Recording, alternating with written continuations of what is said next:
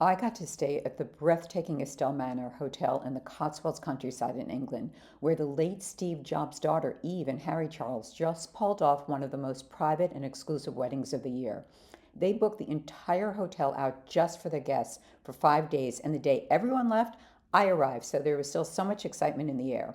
This place is on another level. The sprawling grounds, the insane food, my gorgeous room, and every jaw dropping corner of this hotel. Honestly, I could have taken 1,000 pictures because it's easily one of the most stunningly designed hotels I've ever stayed in anywhere in the world.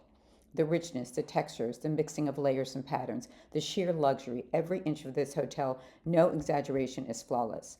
Now, as an ethical designer who focuses on health and wellness, I do wish they'd gone for cleaner, non animal based fabrics. For a property that prides itself on being sustainable, a more compassionate, less toxic design approach would make this property perfect.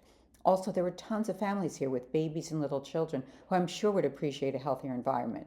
But it was an unforgettable experience and exciting to be there, especially at this headline making time. Would love to hear your thoughts in the comments below, and please make sure to subscribe.